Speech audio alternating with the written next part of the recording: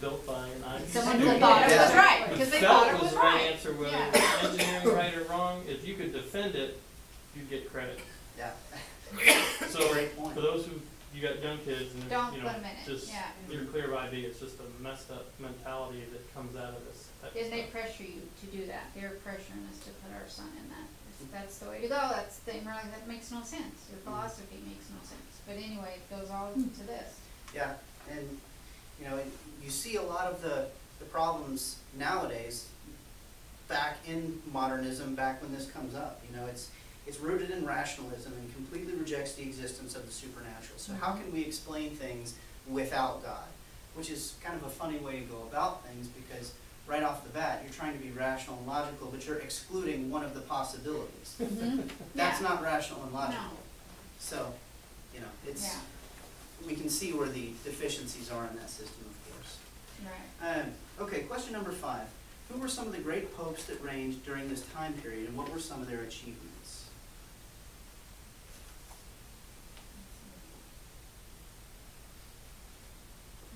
Pope Pius the Ninth. Of course, I can't say the word whatever. He taught the faith is Yeah, not a poet pluribus. to reason. Yeah, there's, yeah. And he also proclaimed the dogma of the Immaculate Conception. Right. In 1854. So that's a really important thing that came up during this time period was Our Lady of Lourdes and the Immaculate Conception. Right. So Even amazing being how, the first Vatican II. Go ahead, yeah. I was just going to say it's amazing how that doctrine was declared, and then 4 years later, Our They- Lady shows up herself and says, "Oh, by the way, It is true. that's correct. And Yeah, Yeah. I am." And divine providence doesn't really exist. Right. Right. Right, Yeah. right. So It's like, it's Mhm. Just like pretty Mother cool. Angelica just happened to die. on Easter Easter. Sunday. Yes, yeah. Yes. No, that's Yeah. that's divine providence. That's Yeah. not Yeah. just chance. She Yeah. chose it. So you know, she was on the right track. Yeah, I thought that was incredible. I did too. Yeah, it's pretty cool stuff. Yes. So yeah, Blessed Pope Pius IX.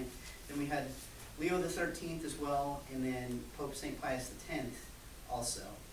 So they were influential. I won't read through all that. Right. Feel free to if we saw you that, like. Yeah. Question number 6. What were some of the issues the First Vatican Council, that it was supposed to address, and what major documents did it issue, and why was it cut short? And we talked about How the, one of the main reasons that why it was called was the threat of modernism and exactly. rationalism, rationalistic philosophy.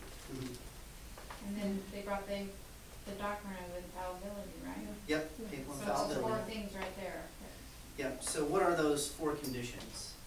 You must teach as successor of Peter, not as a bishop of Rome. Mhm. Subject must be the subject must be matter of faith and morals, and the teaching must be binding to all the faithful. And the Pope must declare the teaching as definitive. Right. And the reason for those, we know that when the Pope speaks for the church and he's speaking on faith and morals, he is speaking authoritatively, but what is the purpose of that? Well, if we don't have somebody who can authoritatively speak for the church, then what's the point? We have to have someone who is the ultimate arbiter, as it were, and that's what the Pope is there for. But it's not in every instance. He used the example of the Washington Redskins, okay, Right. or the weather. If the Pope says it's a beautiful day outside, well, that doesn't infallibly Yeah. make it a beautiful day. But when he's teaching on faith and morals, he's teaching to everyone, and it's binding on everyone, and he declares it to be definitive and says everyone must agree with this, then it's actually a matter that he's teaching infallibly on.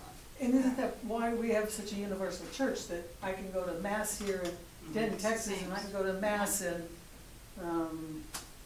France, and it will be the same mass. Yeah. You know? And imagine the It's- chaos that would come about if we didn't have that. It would be You know, like if we Protestant believe that, churches. right, and that's where I was going with it, but if we believe that the Eucharist actually is the body and blood of Christ, but in that church over in Nebraska, they don't. Well, how could we possibly be united? You can't. And so you have to have an infallible teaching and an infallible teacher who can promulgate that teaching. And that's exactly what we have, and that's why it's so important. But it also, you recognize, it doesn't mean that he's perfect, that he doesn't Right. make mistakes. It's just what he's teaching on Mhm. faith and morals, and that's where people try to get you, well, the Pope isn't perfect, he makes sins, he's a sinner, well, absolutely.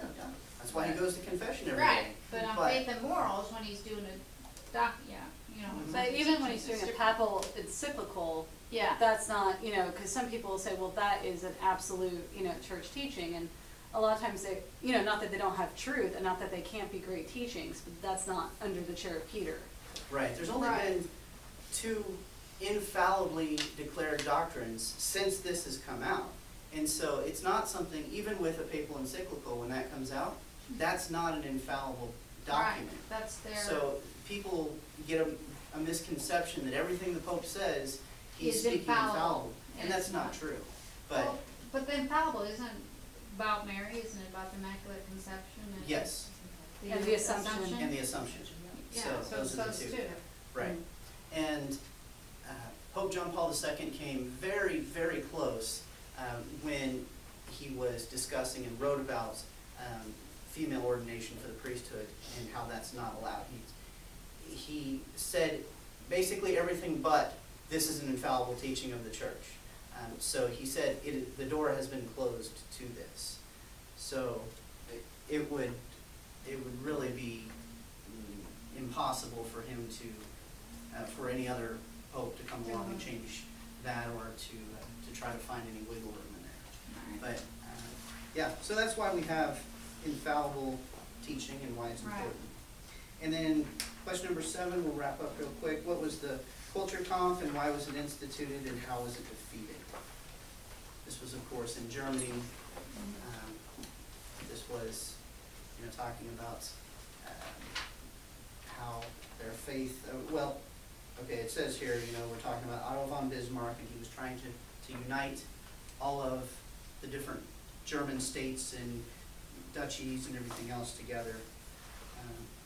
So anybody have any notes on that or remember anything? Well, they expelled the Jesuits from Germany. Yet again, picking on the Jesuits. Yep. So, putting Catholic schools under state supervision. Right. So we take the Jesuits out of education, Right. and what do? We put the state in charge of it. And where did that lead us to later on? World War I, World War II. Right. So, And they had civil marriage over sacramental marriage, and that was still the same when we were there in the 80s. In 1990, civil marriage, a lot of them wouldn't get sacramental. They would just go get married by the state. And that was it. yeah. I don't know if that's true. It came a long way from, some of the great Catholic leaders that lived in Back Germany then. and in France. So, But okay. now I know where that came from. Yeah, modernism was Yeah. the root of it. So, so we're over time, of course. Thank you all again for you. another great class. Tiff will be leading us next week, They do? and so she will look forward to seeing you. If there's any questions or you need anything, let me know. Otherwise, she'll see you next time. Thank you. Okay, thank you.